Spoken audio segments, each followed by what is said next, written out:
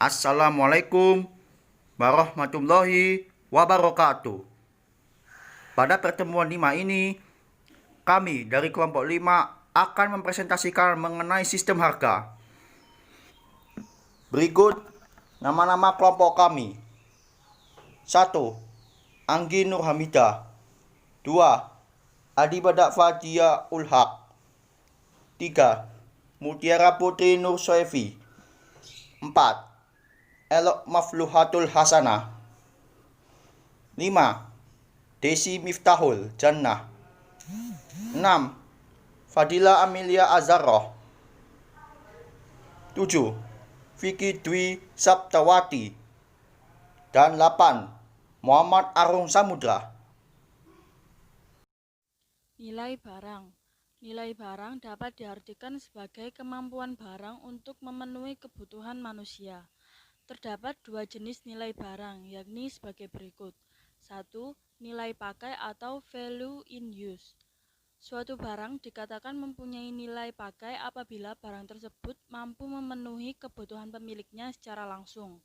Nah, dari sini nilai pakai dapat dibedakan menjadi dua, yaitu nilai pakai subjektif. Nilai pakai subjektif adalah nilai yang diberikan oleh seseorang terhadap suatu barang karena barang tersebut bisa digunakan untuk memenuhi kebutuhannya secara pribadi atau untuk diri sendiri. Selanjutnya, nilai pakai objektif. Nilai pakai objektif adalah kemampuan dari suatu barang untuk dapat memenuhi kebutuhan manusia pada umumnya. 2. Yaitu nilai tukar atau value in exchange. Suatu barang dapat dikatakan mempunyai nilai tukar apabila memiliki kemampuan untuk ditukarkan dengan barang lain. Dari sini, nilai tukar dikategorikan menjadi nilai tukar subjektif dan nilai tukar objektif. Nilai tukar subjektif adalah nilai yang diberikan oleh seseorang secara pribadi terhadap suatu barang karena barang tersebut dapat ditukarkan dengan barang lain. Nilai tukar objektif adalah kemampuan dari suatu barang untuk dapat ditukarkan dengan barang yang lain. Harga. Harga adalah nilai suatu barang atau jasa yang diukur dengan jumlah uang. Pengertian harga juga bisa diartikan sebagai jumlah uang yang dibebankan atas suatu barang atau jasa.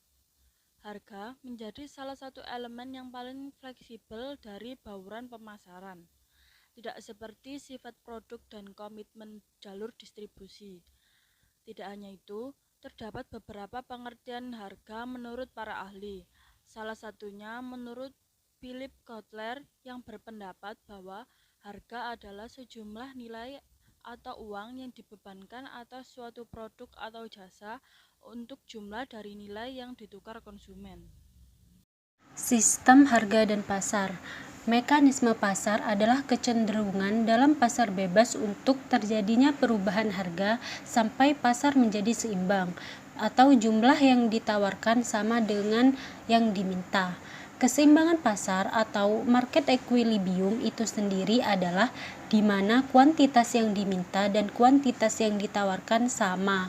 Secara matematika dan grafik, hal ini ditunjukkan dengan QD sama dengan QS, yakni pada perpotongan kurva diminta dengan kurva penawaran. Pada posisi keseimbangan pasar ini, tercipta harga keseimbangan atau equilibrium price dan jumlah keseimbangan equilibrium quantity. Kurva keseimbangan pasar QD sama dengan QS.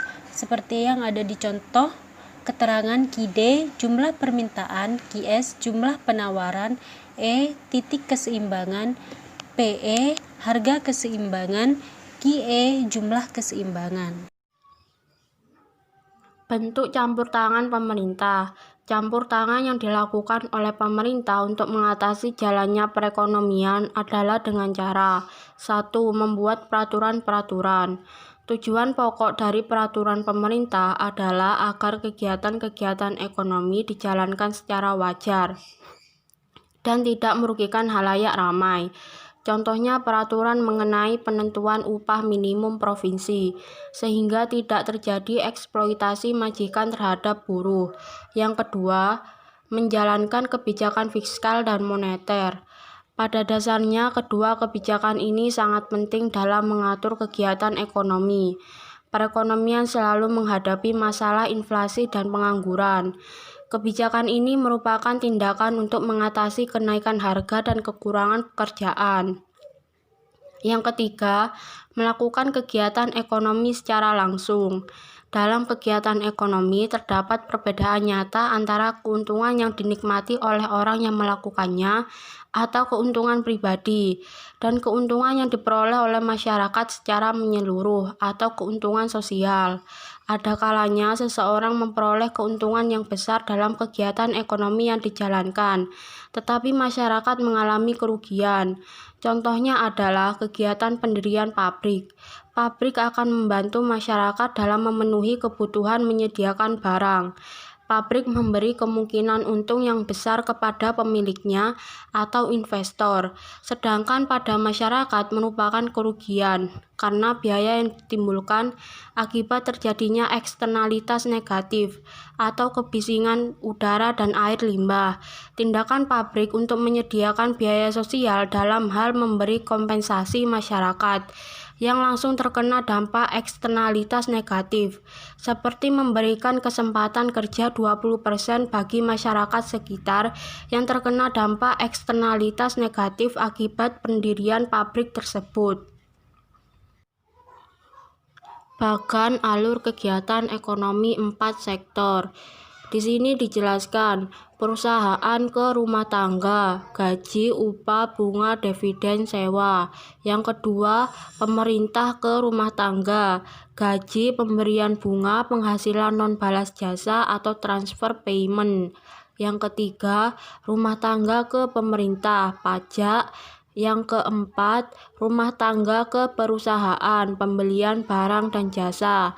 Yang kelima, pemerintah ke perusahaan, pembelian barang dan jasa. Yang keenam, perusahaan ke pemerintah, yaitu pajak. Yang ketujuh, dunia internasional ke perusahaan, ekspor.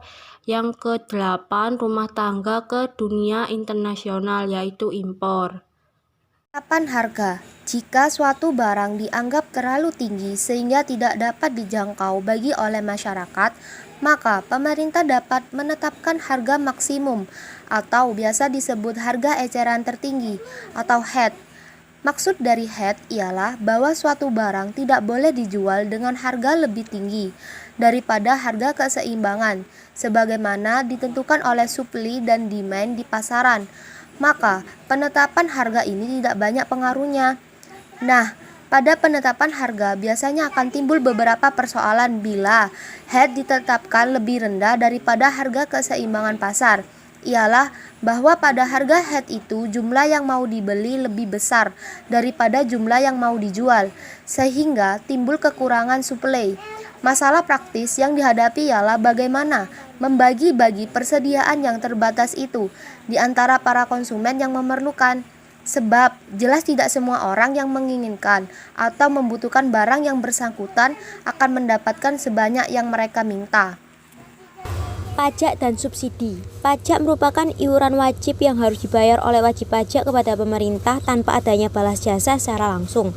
Pajak yang dipungut oleh pemerintah tersebut dapat bersifat pajak langsung dan tidak langsung. Mungkin di sini teman-teman masih berpikir, apa sih pajak langsung dan tidak langsung ini? Pajak langsung artinya bahwa pajak tersebut ditarik secara langsung dari wajib pajak, yaitu antara lain adalah pajak penghasilan, pajak perseroan, dan pajak kekayaan. Sedangkan pajak tidak langsung merupakan pajak yang ditarik dari wajib pajak secara tidak langsung seperti pajak penjualan, pajak tontonan, pajak penambahan nilai, dan sebagainya. Subsidi berbeda dengan pajak yang merupakan iuran wajib masyarakat terhadap pemerintah. Maka subsidi merupakan bantuan yang diberikan oleh pemerintah kepada masyarakat terhadap produk yang dihasilkan atau ditawarkannya. Dengan adanya subsidi, produsen merasa ongkos produksinya menjadi lebih kecil sehingga ia bersedia menjual lebih murah.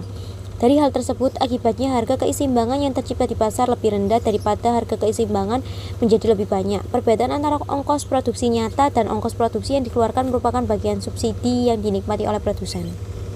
Sekian presentasi dari kelompok 5, kurang lebihnya mohon maaf. Terima kasih. Wassalamualaikum warahmatullahi wabarakatuh.